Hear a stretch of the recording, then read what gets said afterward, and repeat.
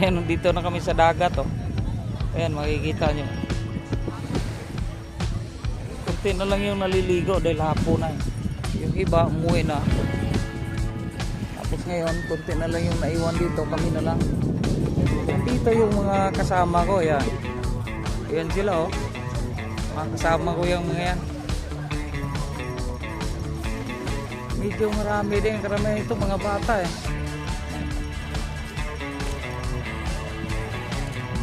So yan ang pinapakita ko sa inyo, mga beach namin dito, eh. Ito makikita ninyo dito, white sand yan, eh. Ayan, oh. Diba? Walang bato. Tapos may mga puno pa ng kahoy. Sisilungan, ayan.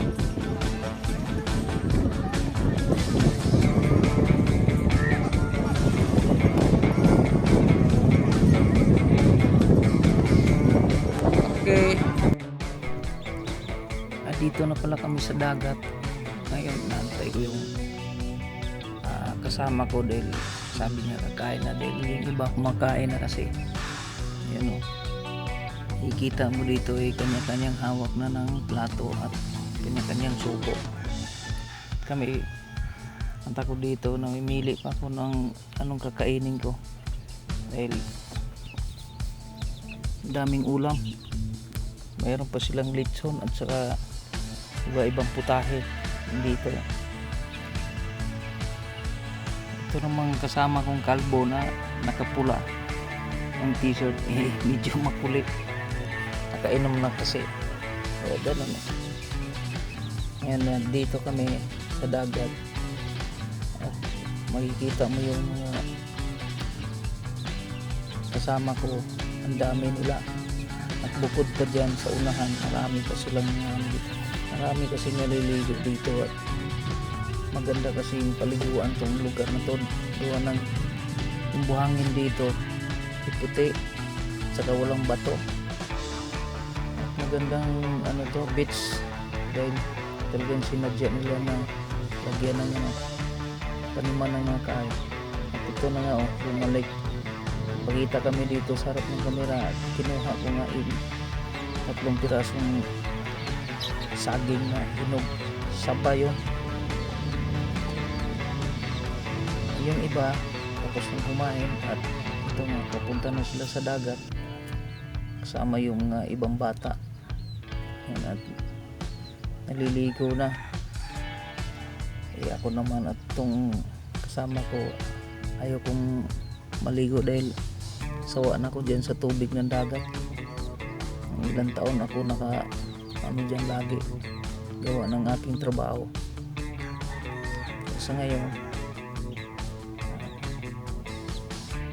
sumasama lang ako pag may naliligo. Pag niyaya nila ako, sumasama ako, pero hindi ako naliligo.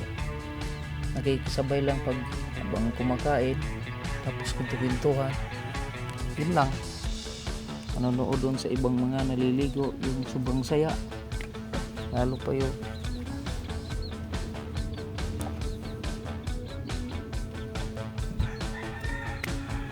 Kaliligo lang sa mga beach na. Tsaka magandang beach na to dahil mura lang ang bayad. Hindi katulad nung mga ibang beach dito sa amin. Medyo mahal. Ang entrance po dito mura lang. Tsaka mayroon din itong swimming pool. Ang swimming pool naman medyo mahal yung swimming pool nila. 100 yung per person ang bayad. Ewan ko lang sa mga bata kung magkano. Basta yung sa mga adults mahal yun.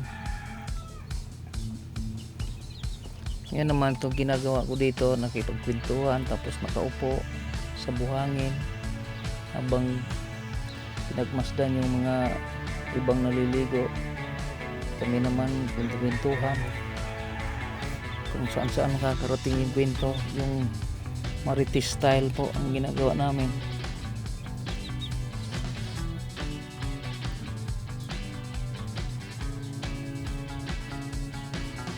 Yung iba naman dyan dumadaan, hindi namin kasama yan. Ay itong matanda na to na nangungulikta ng basura.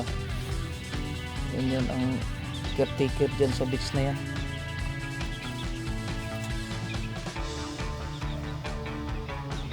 sarap pagmasdan yung mga naliligo.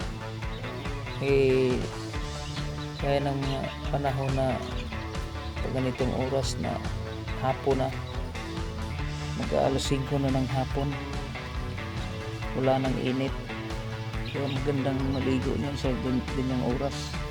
Kaso nga lang, pagdating sa medyo malamig na, malakas na yung hangin. Ito ginagawa namin, nakaupo lang muna. Yung iba naman na nasa likuran ko, nagtatagay. At hindi naman masyadong nakakaano itong tinatagay namin ng hindi pa bilisan. Red horse po kasi ang tinatagay namin dito.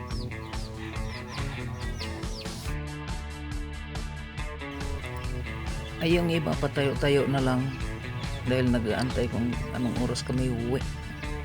Dahil medyo hapon na, kaya ako nag-aantay na naman ako sa kung sino yung magsabi na uwi na tayo gawa ng hapon na kasi. Saka yung mga bata ang inaantay gawa ng doon pa sa tubig, nakababad. Habang sila nakababad, kami naman dito nagmamarites kung saan saan nakakarating yung kwentuhan, at yung iba nagpipicture. Ayun, makikita nyo doon sa baba, malapit sa tubig. Kaya habang ako'y nag-aantay, at ako naman na nakatago gawa nitong isang nakatayo na nakaputi ng t-shirt.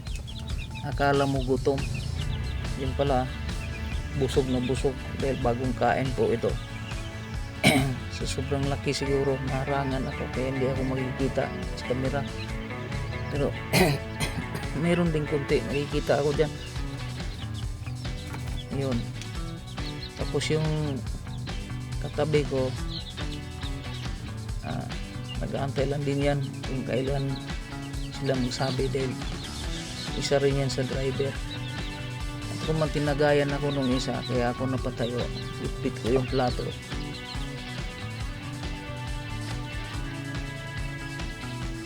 Kaya ano ko na ang plato ay isa sa uli ko muna doon sa lamisa para mahiligpit na. Yung iba naman tatagay.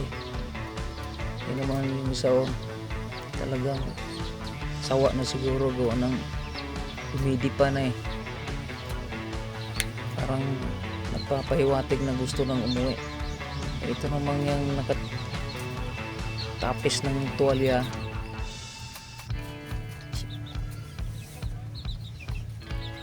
parang kondisyon na kondisyon, parang nag-iba na yata ang takbong utak nito, utos ng red horse. Ay tinan mo si parang si Burdagol alias Pamaywang. Ayan makikita mo dito sa kamera. Medyo may tama na rin yan gawa ng red horse. Ang iba naman tahimik. Ako naman nandun ako yung nasa dagat guhugas ng plato. Parang nararamdaman ko na parang papauwi na kami. Mayroong isa dito at dalawa na nagliligpit na ng plato, nagliligpit na ng basura, nagliligpit na ng mga damit yung binabasa. Yung iba nakabihis na, nakaready na para pauwi dahil marami kaming bitbit, maraming basyo na linagyan na ng baon. Kaya dandahan na po kaming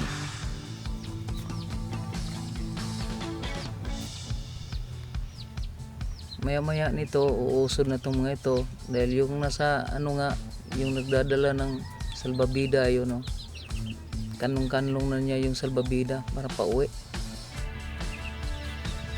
So hindi magtatagal, uwi na kami.